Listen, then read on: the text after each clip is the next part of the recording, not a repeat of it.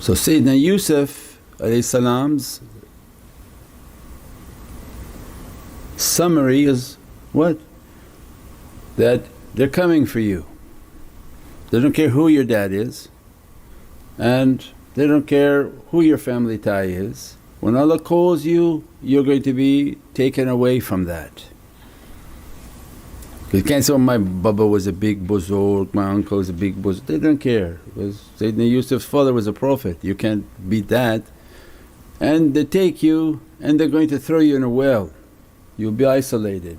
So people come tariqah, say, oh, people don't like me anymore, people don't talk to me anymore, I'm trying to reach to my reality and they don't invite me to clubs anymore. Oh, you're not supposed to. They have to isolate you so that to get your attention.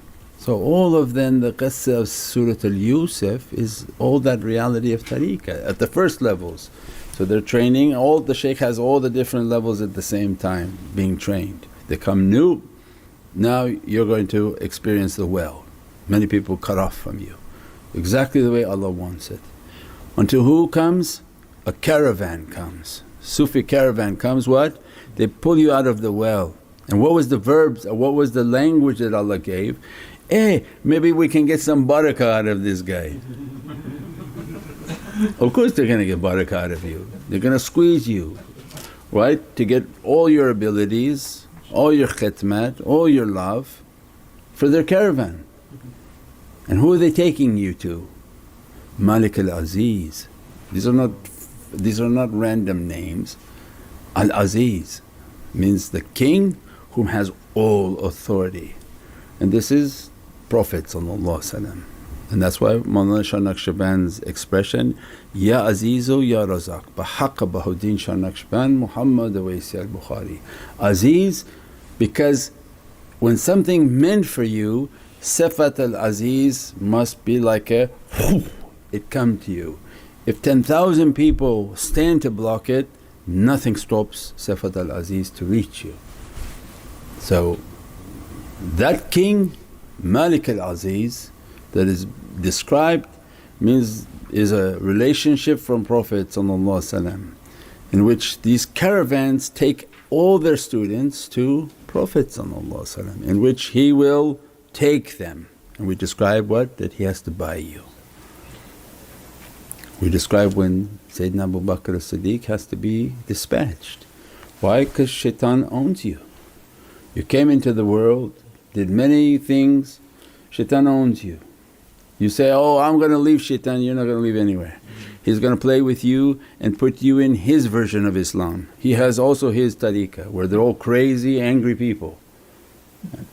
But to be out and to love Prophet what Malik al-Aziz did?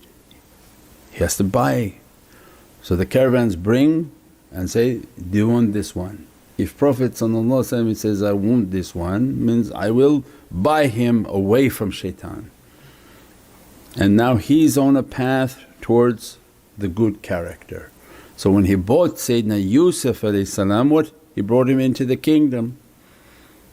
But because of the beatific light and nature of the reality within the kingdom, dunya, which were the women representing dunya, was attracted to him and he was falling for that dunya. Why? Because you come to the shaykh, there's a lot of barakah, a lot of things flowing and opening. Some people come just to take the barakah and run. So what Sayyidina Yusuf he was being distracted by it until something happened that was too close for comfort for the Divine, and they say, okay, like you were about to grab the dunya. And he said, no, if you check, I was running from dunya, it was scratching me in the back. So this was then the symbols, there's going to be barakah in tariqah, many things are going to flow. But if you step away from the tariqah to take your barakah and run, you're in difficulty, you got distracted.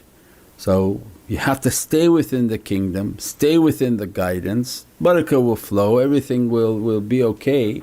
But fall under the discipline Then Sayyidina Yusuf admits that he's overwhelmed by this amount of attraction that this kingdom has, and now I should go into isolation. So first child he was thrown into, the second he asked, I should isolate. That's when we're teaching people, isolate. You don't have to make everything a social event, you don't have to always be so talkative, you don't have to open your mouth all the time. That's the understanding, isolate, sit and do muraqabah. For 7 years he went into a deep isolation. And when he came out, what happened? Because now he had a destiny to achieve, the sun, the moon and the 11 planets. When he finally got out of the isolation, the king was happy with him. Why? Prophet was happy with him. And what did he give them? He gave him a very high position, because you're talking about the king of all creation. When he loves a servant, their stations are not small, they have an immense dominion. They don't even know the dominion they have.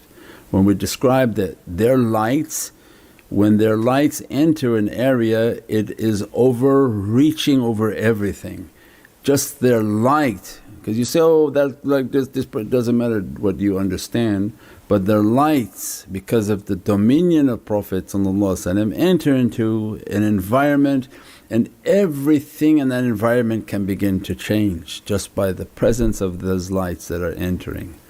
So this immensity of this dominion Prophet opened for Sayyidina Yusuf what? Your station now is, your authority is over the sun, so there's now a representative who controls the sun, there's a representative who controls the moon. Sayyidina Yusuf was in charge of that, and 11 planets, means this galaxy has an authority running it. And that was Bani Israel. Why? Because Prophet had not yet physically stepped upon this earth. As soon as Prophet stepped upon the earth, the entire kingdom is a Muhammadan kingdom, because Prophet all of them are now under the authority of Sayyidina Muhammad and Ummatul Muhammad. So there must be a Muhammadan guide in charge of the sun, there must be a Muhammadan guide in charge of the moon and 11 planets.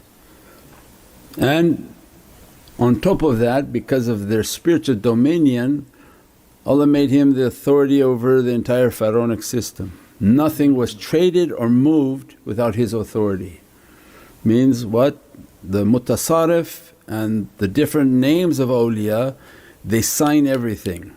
Not a person can come into power, not an election can happen, nothing can happen unless these mutasarrif and these awliya sign on it. They think whatever they want to think, the shaitans who think they're doing whatever they want to do, but everything is under their authority. Not a dollar will move and not a grain will enter to an ant without the mutasarrif's signing.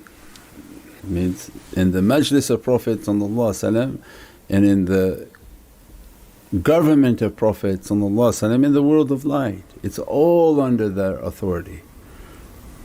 And that authority not known to anyone, people can't even understand it. Oh, they had an election, that election didn't take place. What election took place was already in the heaven written. Then it will happen onto this earth. So this is the immensity of the heavenly kingdom, and all by Qur'an, all the realities of Holy Qur'an, inshaAllah.